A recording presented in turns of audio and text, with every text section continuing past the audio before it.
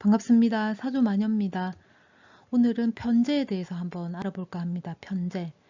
우리가 극을 하는 게 재성이죠. 일간이 극하는 게 재성입니다. 그죠? 재성에는 정제가 있고 편재가 있어요. 정제는 고정적인 혹은 안정적인 재물이다. 그러면 이 편재는 투기성에 가깝습니다. 그래서 왕창 나갔다가 혹은 왕창 들어올 수도 있는 게 이 편재죠. 그래서 조금 불안정하다. 정제는 조금 안정적이라 치면은 이 편제는 불안정합니다. 그래서 이 편제를 가지고 계신 분들은 왕창 들어올 때 간수를 잘 하셔야 되겠죠. 편제가 내 재물인가 아니면 남의 재물인가 한번 이제 의심을 해볼 수 있어요. 왜냐하면 왕창 들어오니까 내 재물 같은데 또 왕창 나가니까 결국에는 내 재물이 아닌 것 같죠. 갑을병정 무기경신 임계 모든 열간에서 이 편제를 맞이할 수 있습니다. 내 사주에 편제 하나쯤은 있을 수 있고 당연히 만약 내 사주에 편제가 없다 그러면은 걱정할 필요가 없죠. 대운이라든가 세운, 월운, 짧게는 일운에서 이 편제는 늘 옵니다. 돌고 도는 거니까. 편제는 천간에서도 편제가 이제 생기지만은 지지에서도 생깁니다. 우선 천간 한번 볼게요. 간목한테는 무토가 편제입니다. 을목은 기토가 편제고요. 병화는 경금이 편제죠. 정화는 신금이 편제고, 그 다음에 이제 무토는 임수가 편제입니다. 기토는 개수가 편제예요. 경금, 간목이 편제고요. 신금은 을목, 임수는 병화, 개수는 정화가 편제가 되죠. 편제는 내가 극한다 그랬습니다. 그죠? 근데 이 편제가 이렇게 득하기는 참 쉽고 혹은 내가 너무 이렇게 갖고 싶거나 이렇게 욕망을 자극하는 재성이기 때문에 내가 굉장히 이렇게 많은 투자를 할 수 있어요. 시간이며 내 돈까지 투자를 하게 될 수 있어요. 큰 것을 얻으려고 욕심이 나니까. 근데 결국에는 내게 안 될 수도 있는 게 이 편제입니다. 그죠? 여기 보시면은 갑목부터 기토까지 갑을 병정 무기 이 일간은 편제하고의 관계가 극입니다. 극하는 관계예요. 그러니까 일간 입장에서는 내가 극을 한다. 그러니까 극을 하겠다. 내가 관리를 하겠다. 내가 주인이 되겠다라는 거예요. 재물이 주인이 돼서 나를 이끌어가는 게 아니고 내가 재물의 주인이 돼서 쟤를 내가 관리를 하겠다라는 겁니다. 이 경금하고 신금, 임수, 개수는 이 편제하고의 관계가 충관계예요. 충이라 해서 나쁜 건 아닙니다. 내가 이제 충을 해서 뭐 다 떨어 먹을 수도 있겠지만은 한편으로는 큰 재물을 내가 이렇게 득할 수도 있는 게 충관계예요. 예를 들어서 이 경금은 큰 도끼날이잖아요. 그죠? 그러면은 갑목, 큰 이제 고목나무 같은 거를 순식간에 이렇게 벨 수 있겠죠. 만약에 신금이 갑목을 보면은 극하는 관계기는 하지만 충하는 관계는 아니잖아요.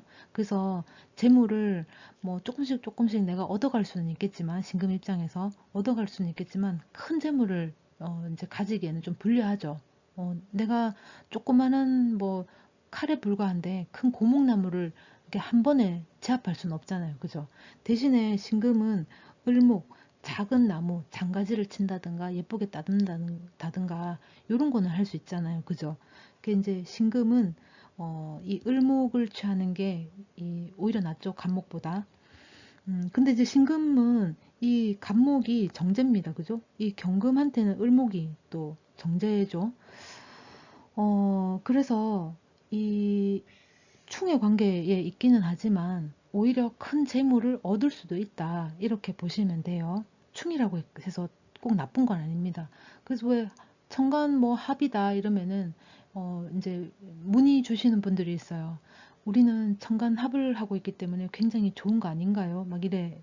그러면은 합이 있어서 좋은 건 아니기 때문에 이제 그 생각을 조금 버려야 돼요. 그냥 그거를 해석을 하려고 하지 말고 합이 있구나, 아, 충이 있구나 이렇게 이제 해석을 하시면 좋겠어요. 편제는 양이 양을 보면 편제예요. 음이 음을 보면 편제가 됩니다. 만약에 양이 음을 봤다, 음이 양을 봤다 이러면 정제가 됩니다. 그죠? 자, 이제 지지 한번 살펴볼게요. 간목은 진토하고 술토가 편제입니다. 을목은 축토와 미토가 편제가 되고요. 병화는 신금, 정화는 유금, 무토는 해수, 기토는 자수, 경금은 임목, 신금은 묘목, 임수는 사화, 계수는 우화가 편제가 됩니다. 근데 이제 지금 보시면 노란색으로 지금 해놓은 글자가 있어요. 이것들은 일지에 올 수가 없어요. 뭐 갑진일주, 갑술일주는 있어요. 을축일주, 을미일주 있죠. 병신일주, 정유일주, 그 다음에 경인일주 있습니다. 신묘일주 있죠. 근데 이제 무해일주 뭐 없죠. 기자일주 없습니다. 임사일주도 없고 개오일주 없죠. 편제는 무사람들의 재물이다 이런 말이 있어요.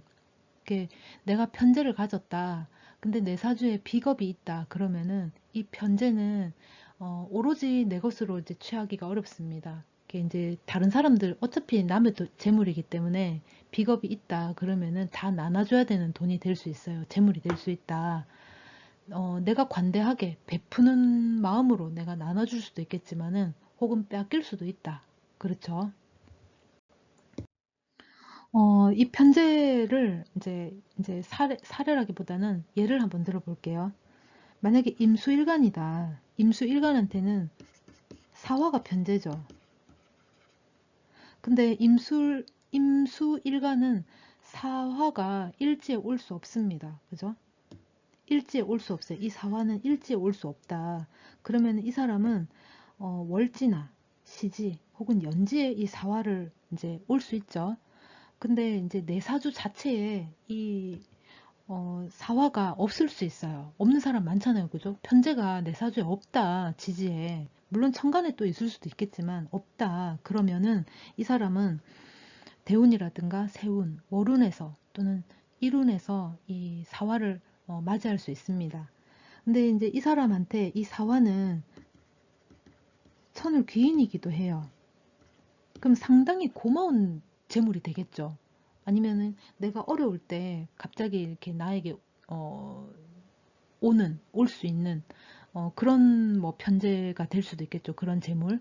근데 또 한 가지는 이 술토하고 사화는 원진 관계입니다. 원진.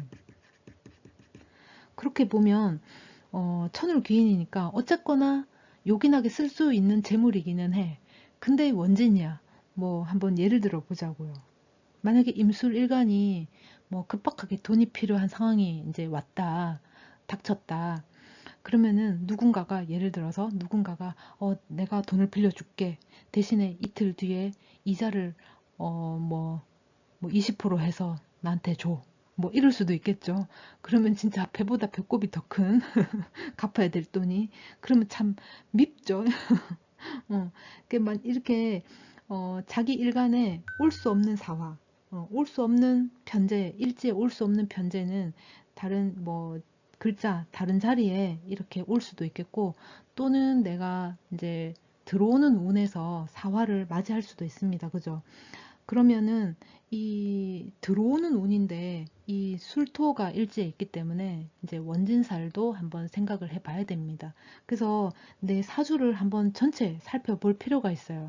혹은 뭐 내 사주에 신금이 하나 있다, 지지에 뭐 이렇게 이런 신금이 하나 있다. 그러면 또 사신합이 또 될 수 있으니까 또 어떻게 될지 모르는 거예요. 내 사주를 전체 다 봐야 됩니다. 지금은 이 편제를 일지에 가지고 올 수 없는 걸 예를 한번 들어봤고요. 지금 이제 정화를 가지고 일지에 이렇게 편제를 깔 수 있는 정유일주를 가지고 와봤습니다. 정유일주는 지지에 일지에 편제를 깔았어요. 아예. 그러면 이 사람은 편제성의 어떤 성향이 굉장히 강해질 수 있겠고 재물에 대한 욕심이 많을 수 있어요. 편제를 아예 깔고 있기 때문에. 재성은 내가 이제 욕심을 부리고 싶은, 내가 이제 갖고 싶은 그런 재물이죠. 이게 꼭 재물이라고 하기보다는 재물에 가까운 어떤 재화가 될 수도 있습니다. 예를 들어서 이 사람이 천간에도 이렇게 신금이 있다. 이것도 편제잖아요. 어, 천간에서 올 수 있는 편재가 신금이죠. 정한테는.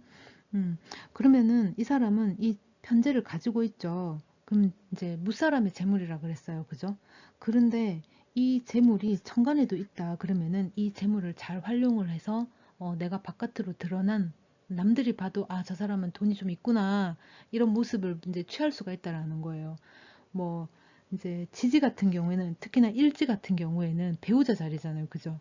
이런 배우자를 만났거나 돈이 좀 있는 배우자가 될 수도 있겠고 돈을 잘 쓰는 배우자가 될 수도 있습니다. 나한테 어느 정도의 어떤 뭐 하고 싶은 걸 하게끔 해줄 수 있는 그런 재물을 가진 사람이 될 수 있겠죠. 뭐 설령 돈을 가진 사람이 아니다 하더라도 내가 원하는 것을 뭐라도 이렇게 해줄 수 있는 내 마음을 좀 기쁘게 해줄 수 있는 그런 편재성의 배우자가 될 수도 있겠죠. 그런 게 이제 바깥으로 이렇게 위로 드러났으니까 더더욱 그게 이제 남들이 봤을 적에 그렇게 이제 보여지게 되는 겁니다. 그러면 이 편재가 있으면은 좋게도 볼 수 있잖아요. 그죠? 그럼 이 편재가 두 개, 세 개, 네 개 많으면 좋은 건가요? 할 수 있죠. 이게 뭐든지 간에 많으면 안 좋아요. 과유불급이라는 말이 있어요. 이렇게 뭐든지 적당히 있어야 좋습니다. 이게 사주가 총 이렇게 8칸이잖아요. 8글자를 올 수 있는. 근데 이제 일주가 빠지면 나머지 이제 7칸이에요. 하나, 둘, 셋, 넷, 다섯, 여섯, 7칸. 이 7칸에 오행이 또는 십성이 골고루 오려면 한 개 내지는 두 개 정도가 이제 겹쳐진다면 한 개 내지 두 개 정도가 적당하겠죠. 그래야지 골고루 올 수 있잖아요. 그죠? 10가지나 있는데. 그래서 세 개부터는 많다, 안 좋다 이렇게 보시면 돼요. 이 사람 같은 경우에는 유금이 편재니까 편재가 많이 있으면 좋겠다 싶을 수도 있죠. 우린 그런 착각을 할 수 있잖아요. 그죠? 아, 난 편재가 너무 많아서 난 투자를 많이 하고 왕창 벌어들이는 그런 사주팔자야. 뭐 이럴 수도 있잖아요. 우리가. 그럼 여기도 옆에 유금이 있다. 여기도 편재죠. 그러면은 이 사람이 편재가 이렇게 많으면 좋은가? 그렇지도 않습니다. 이 유금과 유금이 같이 이렇게 나란히 있으면 자형이 되죠.